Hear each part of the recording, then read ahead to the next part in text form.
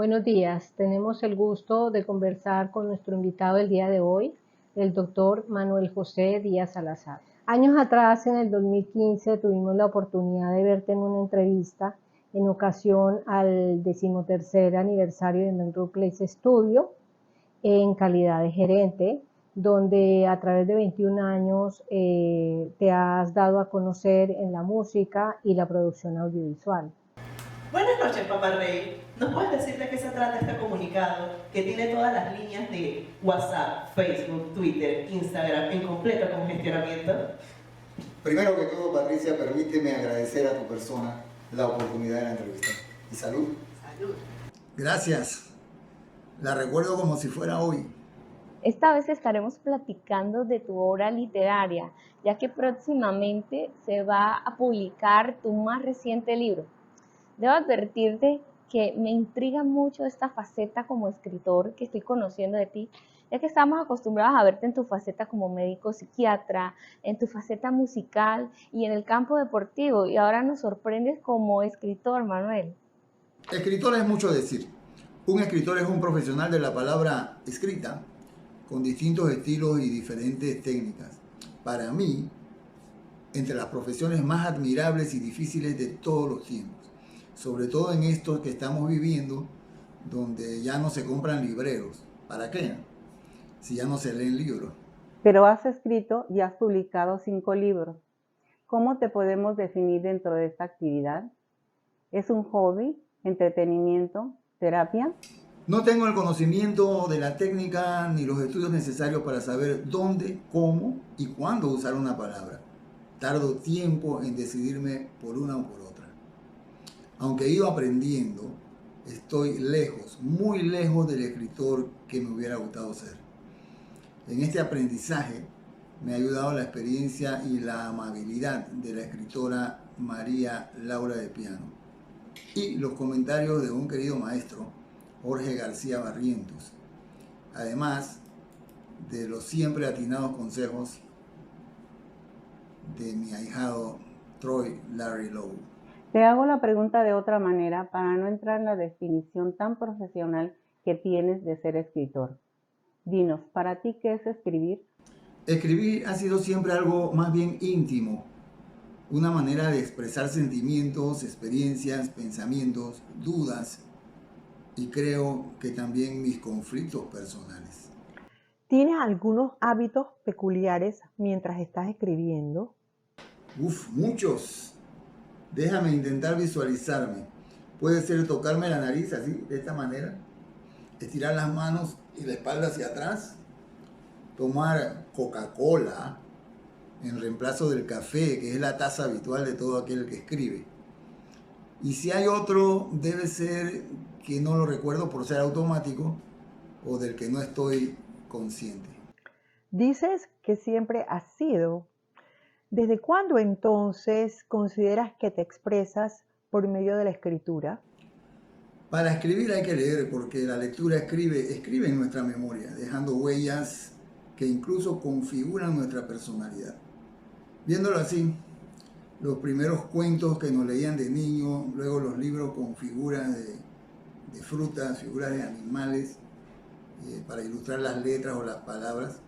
Yo creo que esas son las semillas que se escribieron sobre nosotros. Es realmente la base para el aprendizaje del idioma.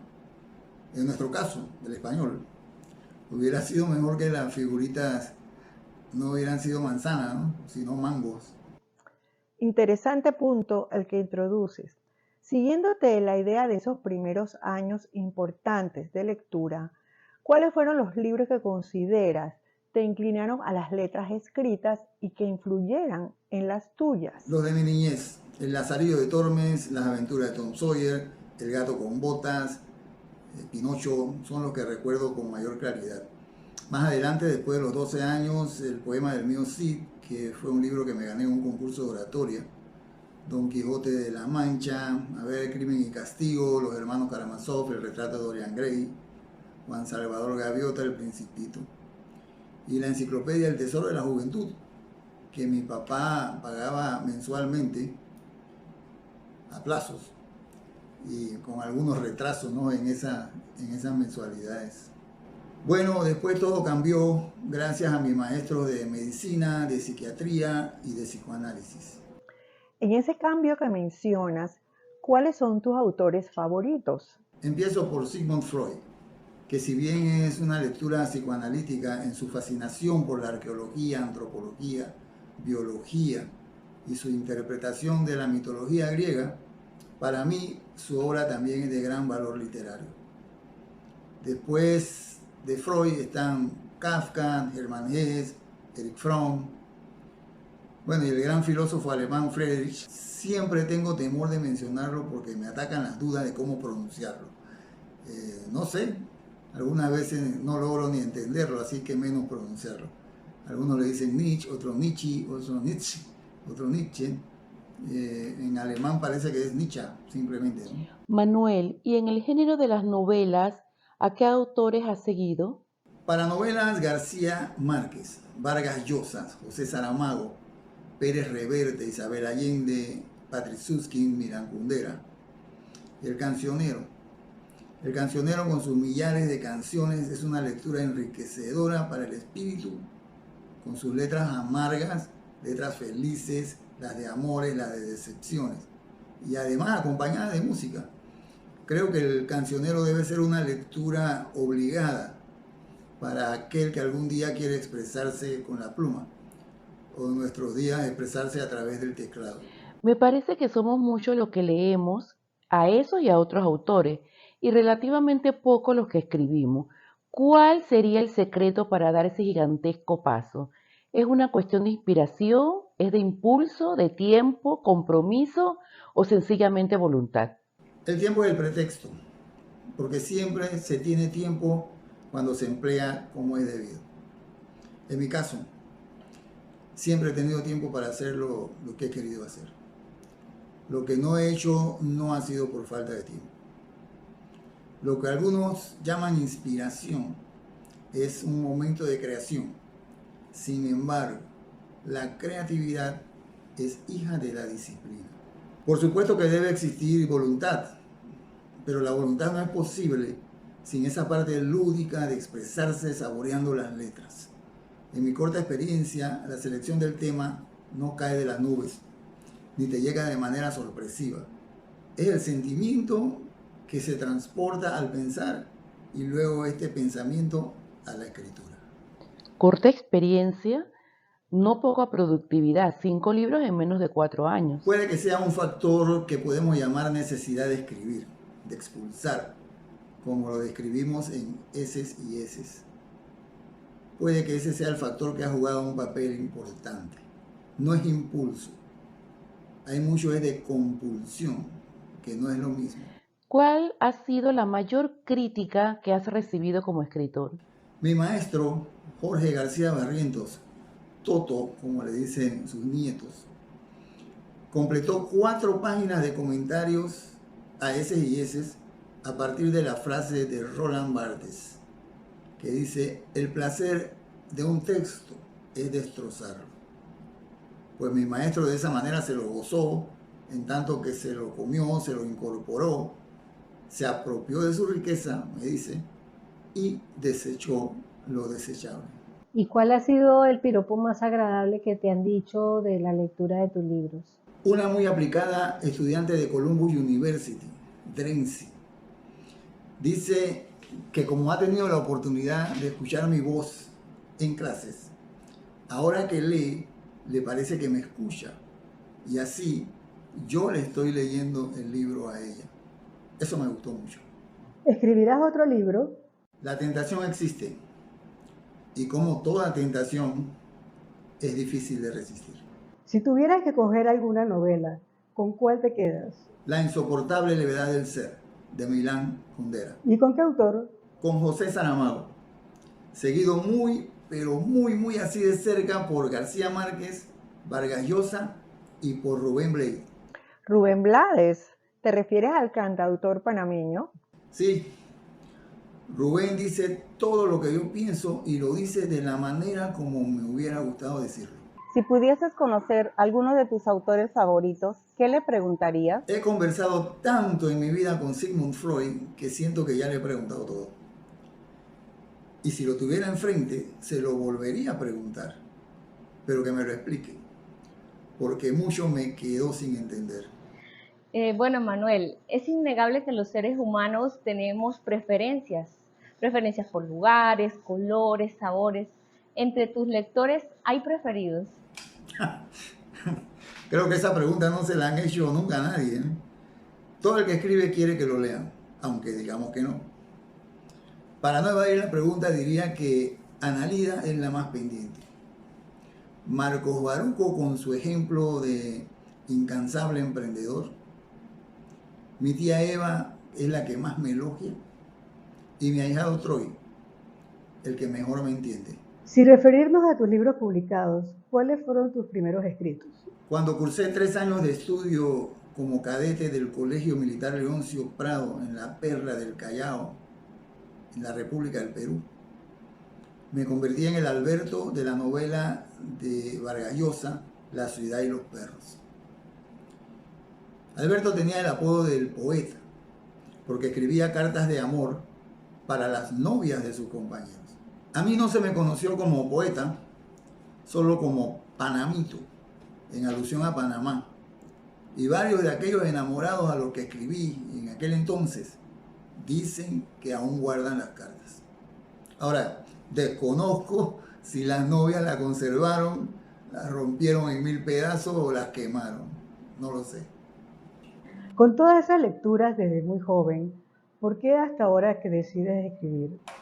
Durante la pandemia, las limitaciones para el contacto con el trabajo, con los amigos, con los pacientes, me enfrentaron a un soliloquio, de donde surge el recuerdo de aquel adagio que dice: antes de morir hay que tener un hijo, plantar un árbol y escribir un libro. Miriam, mi esposa y yo tenemos 2 hijos que no son nuestros. Como decía Yair Gibran, son hijos de la vida que vinieron a través de nosotros, pero no nos pertenecen. Los 2 son honestos, excelentes profesionales, ejemplares padres, muy inteligentes. En pocas palabras, son hombres de bien. Estoy orgulloso de ellos y en mis últimos años hago esfuerzos por parecérmeles lo más que puedo. He plantado árboles, aunque admito que he tumbado muchos más. Así que me faltaba el libro y empecé con lo que parecía más fácil: escribir de mí. Más fácil, querrás decir menos difícil. Es que una biografía la escriben otros para personajes importantes, o sea que nadie va a escribir de mí. Por eso la opción era una autobiografía de un hombre común, y en sus casi 400 páginas inicio por la historia de bisabuelos y abuelos, tratando de identificar sus genes en mis comportamientos. Y en el libro termino con mi propia muerte. Me parece valiente de tu parte.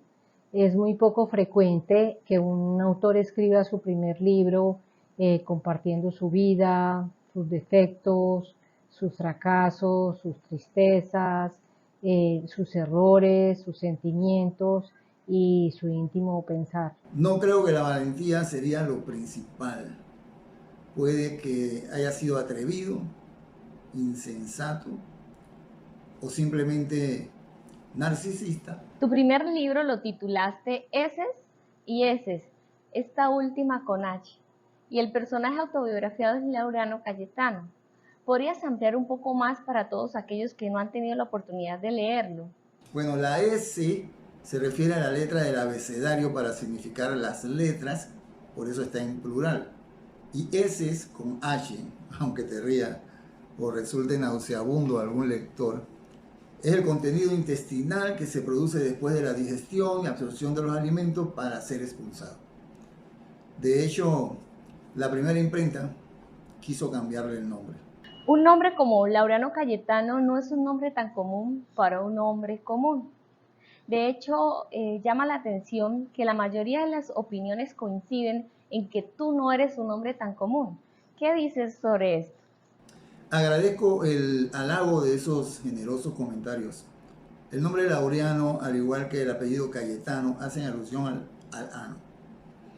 Porque la característica de comportamiento más sobresaliente del personaje es la obsesividad, el orden, la limpieza, puntualidad, las preocupaciones por detalles, reglas, listas.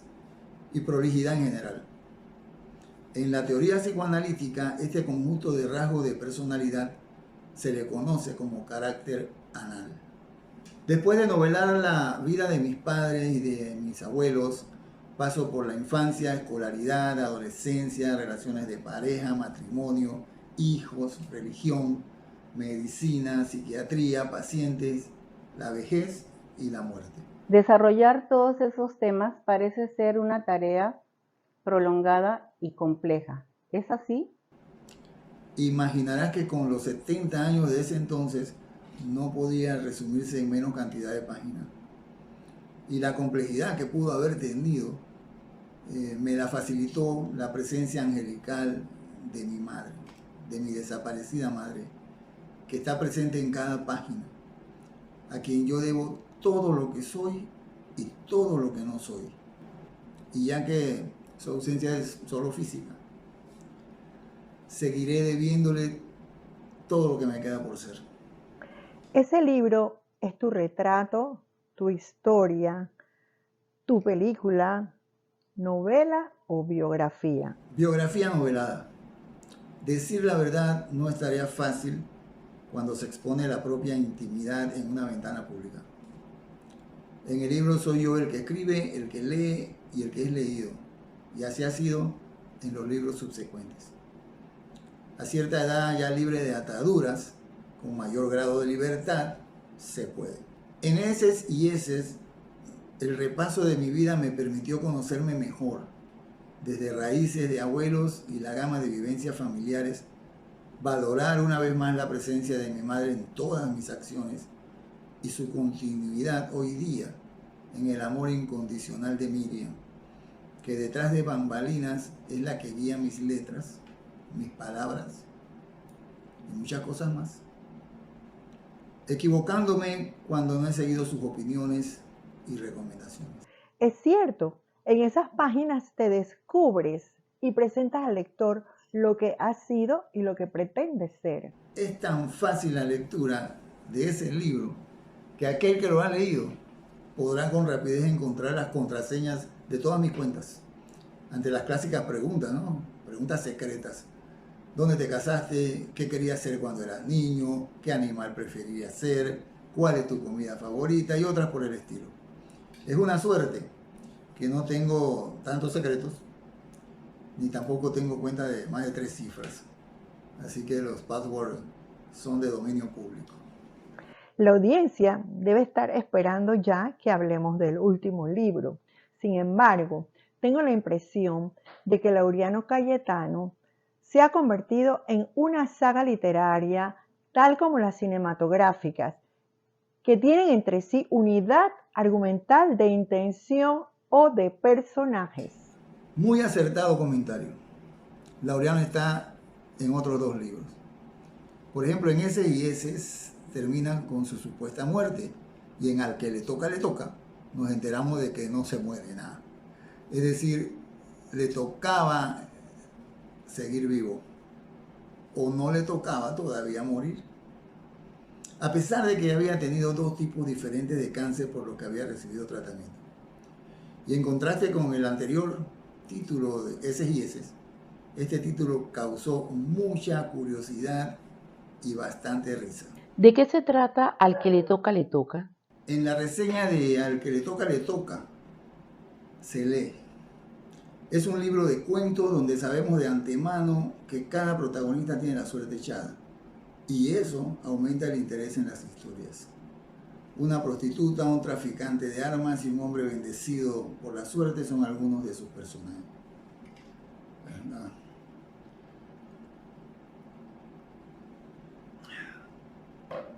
Esta reseña yo la valoro mucho por ser de María Laura de Piano, una escritora a quien admiro. Hay un cuento que provocó mucha risa y aceptación, se llama La Cajera. Pero para mí el más reflexivo fue el titulado Adenocarcinoma, en el que mi esposa, desde la tierra, habla con mi madre desde el cielo y abordan su tema favorito. ¿Cuál? Yo soy su tema favorito ante el anuncio de la muerte. Ahora, esto de que al que le toca es un dicho que yo no he dicho. Y aunque digan que yo lo dije, yo no sé quién lo dijo primero.